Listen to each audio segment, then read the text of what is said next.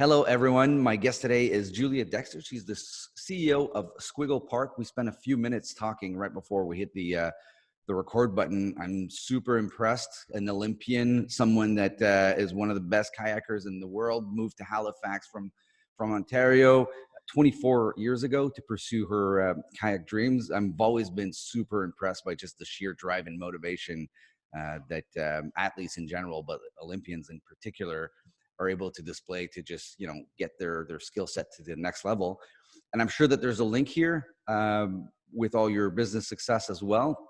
But one thing that I wanted to have you on here to talk about is that a lot of people listening to this show are non-technical entrepreneurs that are curious about starting technical companies or companies that have at their core a software piece that drives the rest of the business model. And this is your fourth company, if I understand. So I think the best way to start this would be maybe to describe yourself a little bit, talk about Squiggle Park and what that does, and maybe go into how you got the balls to start a technical company when you're not yourself a technical person. So Okay, well, that's a lot. Yeah, I guess I would describe myself as an entrepreneur that focuses on innovations that can drive impact at scale. I think that impact has always been a core piece of who I am throughout my whole life. And the reason I've been so kind of enamored by technology is just the ability to scale impact. If you can build something that's effective at reaching your audience in a way that's accessible and with efficacy. So yeah, that's who I am. And the company that I'm leading right now is called Squiggle Park. Squiggle Park was launched back in 2014, and after a couple of years of research and development, we launched our first game, and it's focused on developing strong literacy skills for kids in English through digital games. And it came out of just a personal desire that I had because one of my 4 kids really struggled with reading. And I didn't feel like as a parent I had the tools to support him. Even though I was an engaged parent, one who really wanted my kids to do well, I still didn't do enough, and realized that there's this real gap for parents who want to support their kids, but a real opportunity in that we can build digital tools that are accessible for parents to use in the home. And that was kind of combined with the fact that we saw a study out of Carnegie Mellon that said that kids are going to spend 10,000 hours video gaming by the time they graduate high school. Right. Same amount of time they spend in every class. And that's just a fact, right? There's no way that you can curb that number and say, read books instead. They're going to be on those games no matter what. So they might as well be games that bring them something. Right. Yeah. We wanted to swap out kind of some of the gaming for learning. Yeah. Sneak some broccoli with the candy there. And I think that the broccoli can taste good. So that's what we set out to achieve, to design games that were as competitive as video games, but actually had a learning component that could help kids unlock their potential. Yeah. All right. And how do you go about doing something like this when you yourself are not going to be opening your laptop and start coding? Like a lot of times what people complain about is that they hire developers, and because they don't really understand exactly what they do, it becomes impossible for them to manage the process, or even to say, like, this is a good developer, this is not a great developer, we're being efficient, we're not being efficient. Like, how do you go about doing something like that? Yeah, well, I think that's kind of putting the cart before the horse a little bit. I think that good design is good design, and I think that one of the benefits of not being a developer is that I don't jump into a solution right away. Technically, I just don't start building. It takes a lot of learning from your prospective customer, from your audience, to understand what's really going to meet their needs. And I think the best type of learning comes when you don't have a solution to present them, where you can really go into their space, go into their environments, and start to understand how they work.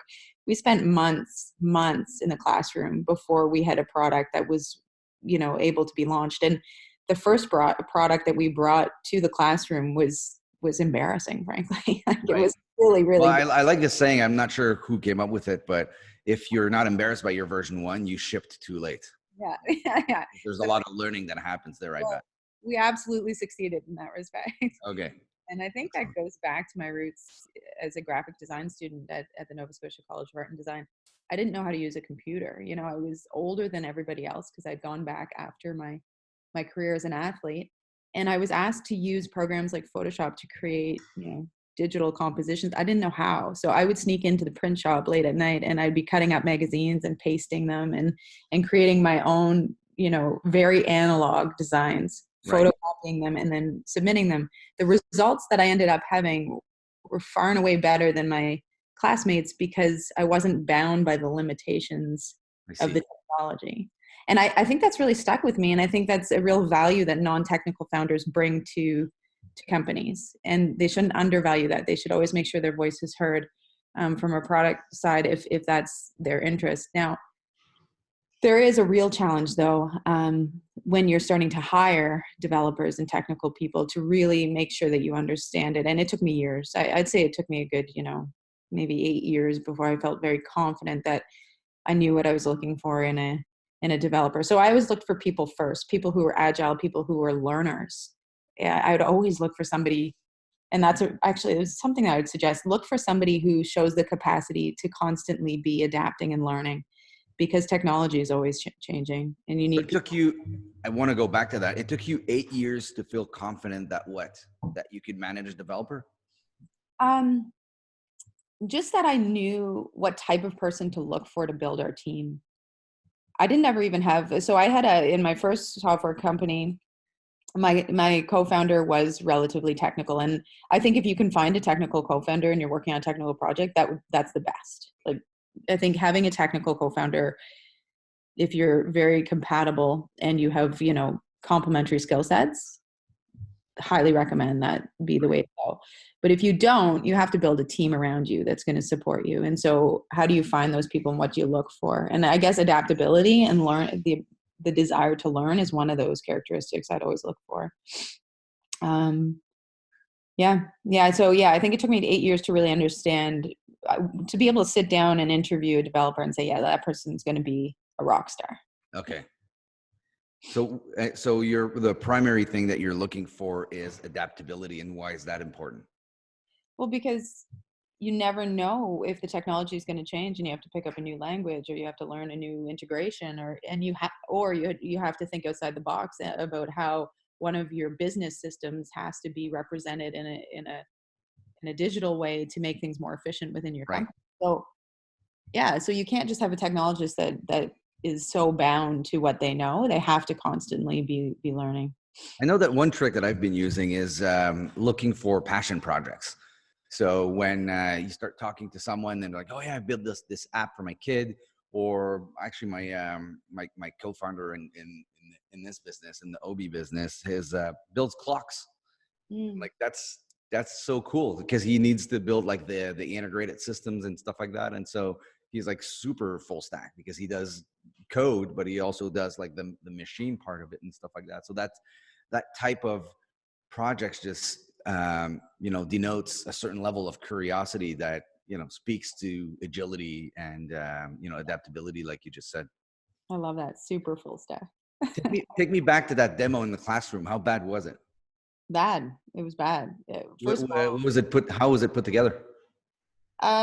Well, yeah, the very first demos that we did were literally screenshots, and we would get people to pretend they were using them, and we'd be flipping through slides of screenshots.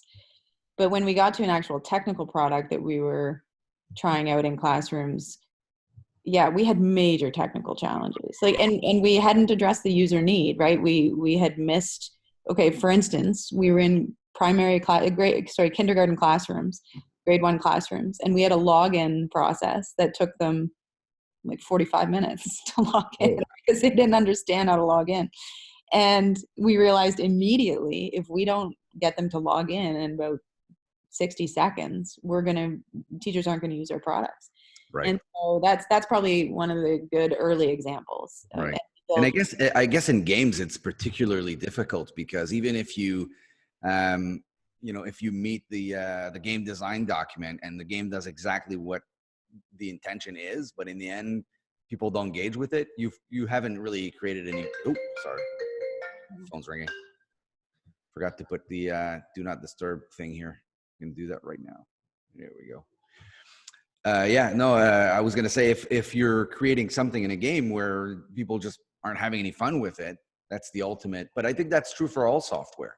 That piece of software is supposed to be hopefully solving that person's problem. But even better if it does so in a way that is delightful, that creates really positive emotions, then you've really, really succeeded. So I actually think that I have a background in games too, and I use this every day when designing software for other people. What's the emotion? Like, what's the empathy? What's all that stuff? I find is super useful. I find that having a background in games is great for developing an app for a bank, because you're still going after that delight in that moment of like being impressed about everything. Yeah. Very cool. We've taken that to another level with our company, and that fun is first. Like, it's the most important thing, because we believe kids won't drive their own learning unless they are playing something that's as fun as other video games. And that's the biggest challenge we face, is how do you build something that's a learning game that's as much fun as Fortnite? You know, it's fun. Yeah. Have you played Fortnite? Yeah. Well, it's not I've that fun. watched my kids play it. Yeah. Yeah. It's not that fun. I don't understand it. I've watched a lot of kids play it, and I don't get it. I guess that makes me old or something. Yeah. What are the upcoming challenges for your company? Challenges. Well, I'd like to talk, like, an opportunity that I'm seeing right now is we're seeing school closures all over the world, and we've tripled our active user base in the last 3 weeks. Because of the coronavirus scare? Yeah, it's been incredible. How quickly the impact hit us and how significant it was.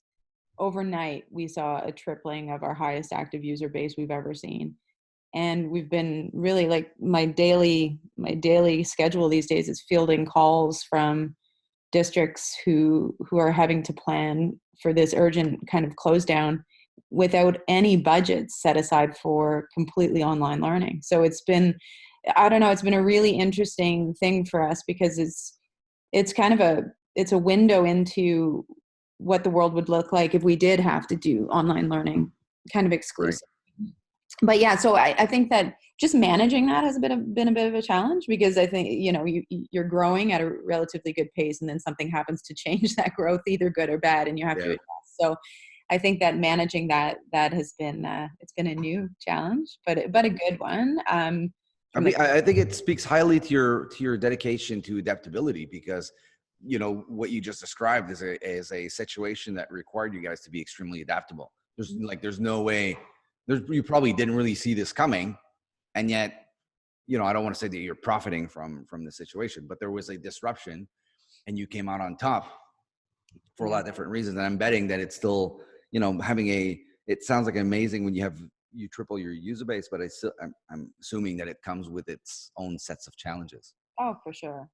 And just the fact that we've built the company for scale has been really critical. But just stepping back, you asked about adaptability. You mentioned adaptability there.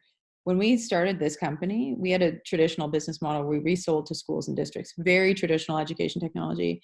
And I realized right away this was not the type of company that I wanted to build. And our team did not want to build this type of company either, because we were selling our product based on who had budget. And we have a product that can help every kid in the world. And it just didn't feel accessible. It didn't feel right. And so we decided to build a new product altogether that could be offered for free, very much like video games, where kids buy, in-app assets to be able to make their experience even cooler. But the game is free forever for anyone who wants to use it. And that was a challenging conversation with our investors, like to say, hey guys, we're going to turn our back on this, this revenue generating product, and we're going to build a new one, and it's going to be free. Yeah. And this model is going to work because education should be accessible, and we're going to win on that. And it was a huge leap of faith, like massive leap of faith. And I think that what we've been seeing in the last couple of weeks is the result of that leap of faith, wanting to be able to support every child in the world, regardless of circumstance. And it's why we've been able to see benefit from this very unfortunate health situation. Yeah, I know. I was at working at EA Mobile when freemium became a thing, Yeah. and I remember I was working on the Scrabble franchise, and Word with Friends was kicking our asses. And but because it was a licensed product, we had to go back to Hasbro and say, "Look, we need to make this free. We're getting our asses kicked and stuff like that." And it wouldn't get in anybody's mind. Like, there's no way this is so valuable. This is, the Scrabble brand is Yeah. premium. Like, people would expect to pay for it. Like, we're devaluing the brand by making it free and stuff like that. And it is super counterintuitive. But Mhm. what I think, I don't remember exactly the numbers, but the active users multiplied by 20, I think was the number, or 20 to 25. So even if you monetize them a little bit less, your funnel is this much bigger. So I do understand how that makes a lot of sense. And if you've built your infrastructure in a way that a new user doesn't kill you from a supporting standpoint, Right. um, you can almost see it like a marketing spend. Well, exactly. Yeah. Exactly. Yeah. And yeah, so but I think that's really important with digital companies right now, to be ready to go back to the drawing board and address, maybe make major changes to address an opportunity. Like, don't be afraid of that. And it can be hard, it can be painful, but ultimately it can be really, really Right. for the company, and almost necessary. Awesome. I always like to end these things with book recommendations or reading recommendations or TED Talk recommendations, or what's something that I should be paying attention to, reading, watching, talking about. Oh, okay. Well, I'm a huge podcast listener. Okay. So Podcast. what podcast should I be listening to? Well, I love Malcolm Gladwell's Revisionist History right now. I went through all the Gimlet podcasts. You know, Same. I've finished them all. so I ended up on Malcolm Gladwell's, and I love supporting a Canadian.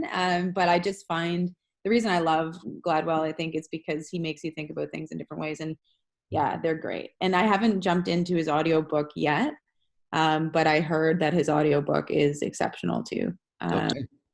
I love audiobooks. I travel a lot, so I get to listen to a lot of these things.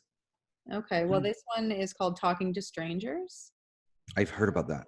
It's supposed to be fantastic. So I think that's what I'm jumping into next. Talking to strangers. Yeah. All right. Well, there you have it. Thank you so much for being here, Julia. It was a Thanks. really cool conversation. Awesome. Have a good one. Yeah, you too.